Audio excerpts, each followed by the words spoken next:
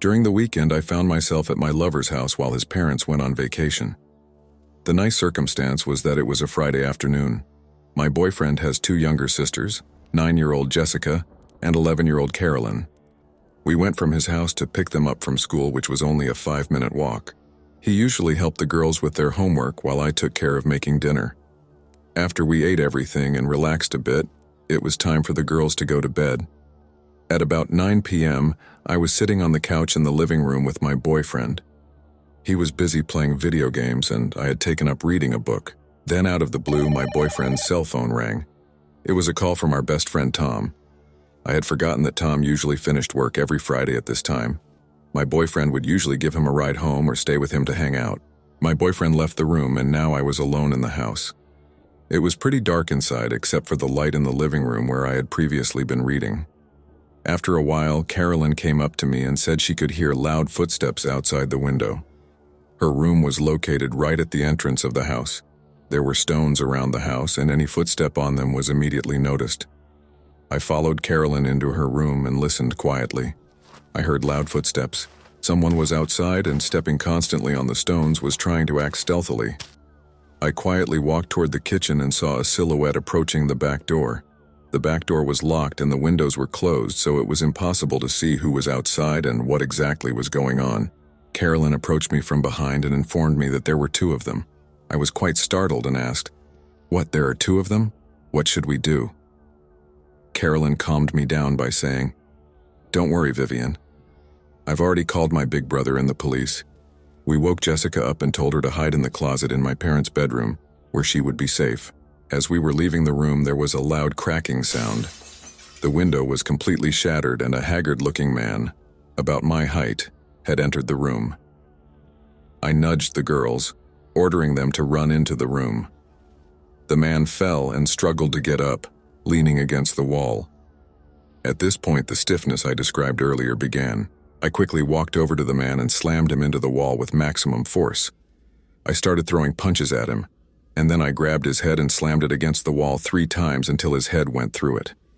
He tried to grab me, but I dodged his arm and dropped him to the floor with one last hard blow. He seemed to be in a helpless state. I ran out of the room, slammed the door shut, grabbed the bat from the hallway, and stayed waiting. Surprisingly, I wasn't as scared as I might have thought. Soon I heard a second intruder coming in, yelling loudly from the bedroom. "Oh no, dude, what happened to you?" I hid in the bathroom next to the bedroom when suddenly the door dissolved and another man walked in. Turns out, while I was dealing with the first one, this one had tried to get into the house through the back door but couldn't. He then went back to the first floor where the girl's bedroom was. He walked past the bathroom and went straight to the bedroom where Carolyn and Jessica were hiding. I stealthily followed him, picked up the bat, and hit the man. But when I tried to hit him again, he quickly snatched the bat from me. But I wasn't going to give up. I kicked him hard in the groin and he fell to his knees in pain. I reached for the bat, but he responded by grabbing my right arm. "You're brave, but you can't beat me just like that," he said. I let out a furious scream, and with a sharp punch, my left fist hit him in the face. Then, in another and perhaps not the smartest move, I jumped onto his back and clenched his hands into fists before he could react. We struggled on the floor, and I felt him slowly rise and my back pushing against the wall. Suddenly, the room was lit up by the headlights of a car. It was a guy and his friend. They burst through the door and pounced on the man. I fell down and watched as they beat this poor man, leaving him no chance. After a while, the police arrived at the scene and clarified the situation. We were checked, we provided our statements to the police, and the man was arrested. Despite the bout with the perpetrator, I was left trim with only a severe headache and minor discomfort in my arm. That's it. We later told my boyfriend's parents what had happened. It seems that the two men had randomly chosen our house to break into. When they saw my boyfriend leaving, they probably thought there was no one in the house. But they were sorely mistaken. A wonderful feeling swept over me upon awakening on that particular day. I felt in my heart that something extraordinary was about to happen. Everything was going my way as I rushed off to breakfast, enjoying the peace of bed and postponing the moment of going to work. My work at Walmart has always been a pleasure. My coworkers have always been wonderful comrades. We supported each other, as every workday was a challenge. We never knew who could walk in and disturb the peace. The only unpleasantness of that day was that the supervisor announced the modernization of some areas of the store. However, the store was not planned to be completely closed.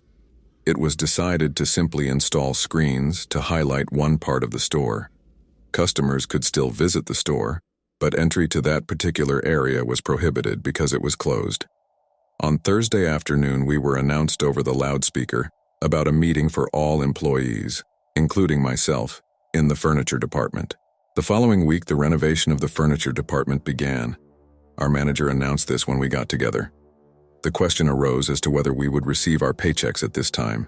Johnny and several other employees voiced their concerns. The manager quickly assured us that we would all continue to receive our normal paychecks. However, we were asked to stay home for the next week while the renovations were being done, instead of working in different parts of the store.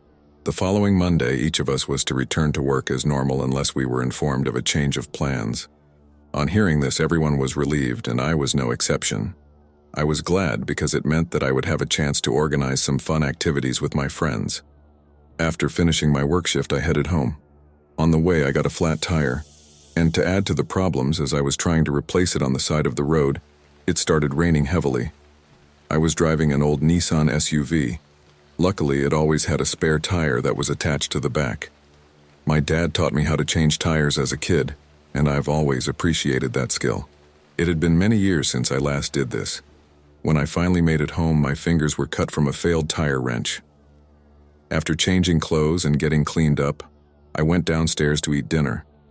My parents were interested in how my day went, and I told them about the store repair and that I would have the day off.